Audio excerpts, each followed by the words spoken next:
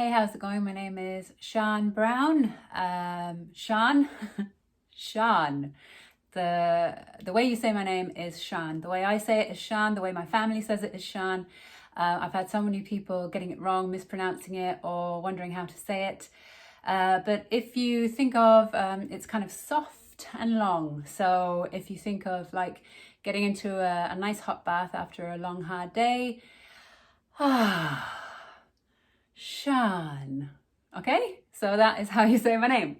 Welcome to this making a music video series. I'm doing a music video for my song Last Life off my album And She Was. It's on Spotify if you want. And I'm going to show you some bits and pieces that I've been doing for the animation of the music video. Before I do that, I've got to say that I got some great news today from my former course director for the Masters in Music Therapy, Hilary Moss. What a legend. I love Hilary Moss. She's an amazing woman. She wrote a book, a music therapy book, and it's out today and I am in it. She featured one of my case studies that I did when I was working with children in CUH. And I did 6 weeks with this girl who was experiencing chronic pain, and we wrote songs together. And yeah, it's in the book, and I'm really honored and privileged to be in like a proper music therapy book. That's like really cool, I think. So yeah, that's just great. Okay, so I'm going to show you what I've been doing. Let's see if I can. Oh, do you know what? I'll put the light pad on first. Oh yeah, okay. Okay, you got that? Yes. So I've been working on some characters because it's mostly going to be backgrounds and stuff, but I have a few characters that I want to animate.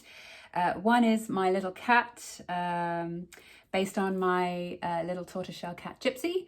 So there was the original cat, and then I want the cat to move. So I've been cutting out bits and pieces. You can see here, you just do a load of different cats and you cut out all the various bits and pieces, put them together so that she moves. So with the stop motion, I can move her tail, I can move her paw to get her to, I want to eventually get her to lick her paw.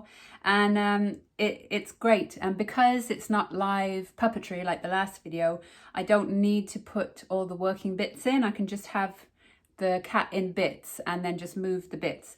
But I'll show you all the bits that I have in the cat. So that is all the bits that comprise the cat, and that's how I'm going to make it look like she's moving. I did a similar thing with the bunny. So I've got this bunny, which is part of the Tree of Life that I did, which I'll show you in a minute. And then I want the bunny to be able to jump up against the tree and sniff and look around and stuff. So I did this bunny with legs and stuff, and you can make it, yeah, just make different positions with the bunny. And the bunny was the head, the leg, the body, the back legs, things like that. So that's how I'm doing the little animations, working away on them. I'm really proud of this. This is my Tree of Life cutting that I did. There you go. I think that should be the right way for you. And where the bunny comes in is that the black bunny goes there. So it's kind of like a mishmash of yin and yang and the Tree of Life. I'm doing a lot of Celtic, I know the yin and yang is Chinese, it's not Celtic, but I'm doing a lot of Celtic symbols at the moment. It just seems to be coming out. When I was listening to The Hero's Journey on Audible, and also I was listening to a book on Jung as well. So all this stuff is coming out.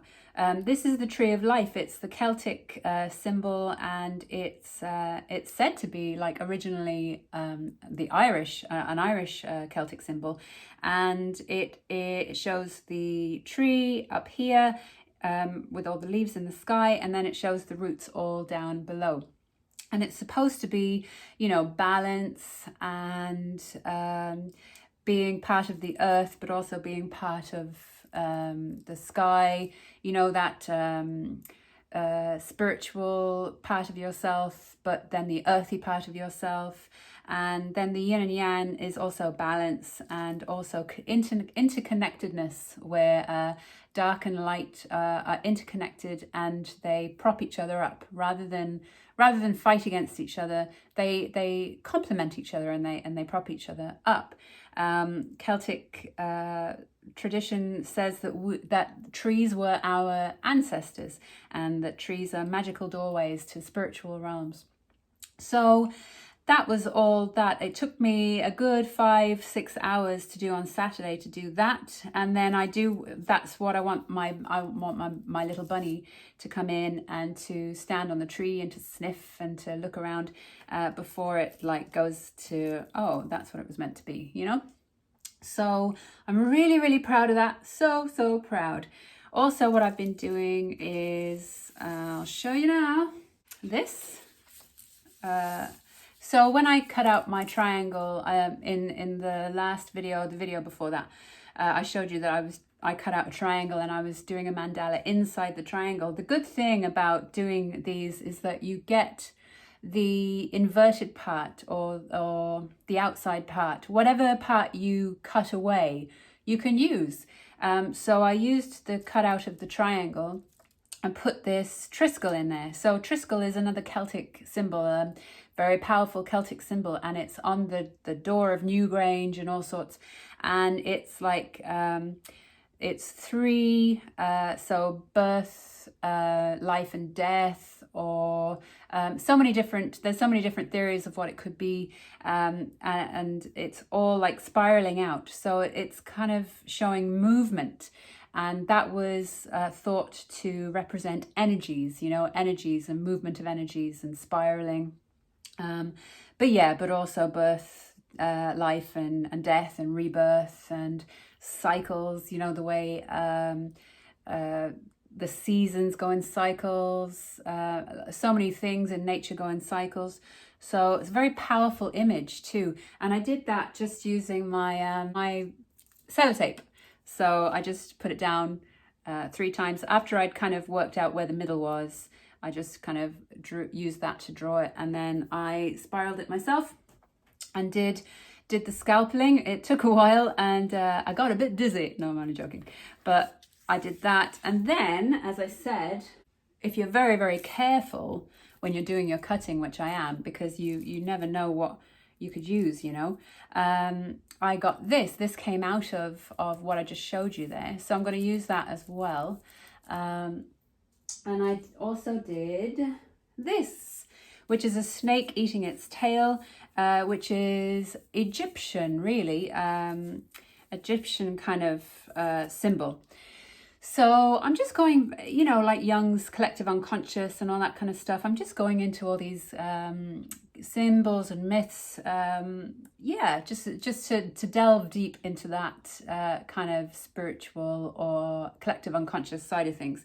Now, the snake eating its tail, again, is about cycles and rebirth and death and life and fertility and all that kind of stuff. And then I just thought, well, this looks kind of cool in there. So maybe the snake can go this way while I turn that, you know, the other way or whatever. I'll decide when I'm animating, but I just thought that was pretty cool.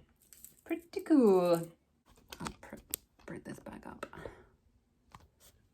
Is it there? Is it there? That's it. That's what I've been doing. Yes, I'm really happy with what I've done. It's really interesting. I'm listening to loads of really interesting audiobooks while I'm doing stuff, which is influencing me as well. I'm really proud of it. And I'm getting really good at it, which is cool. So that's what I've done for now. And I've got my course this weekend and I'm going to probably check back in next week. But thanks for following my journey. It's cool. It's a cool thing to do, and it's great to keep my mind off things. I really hope that you're well, and we're getting there. We're getting there. So big love, and thanks for everything. Bye.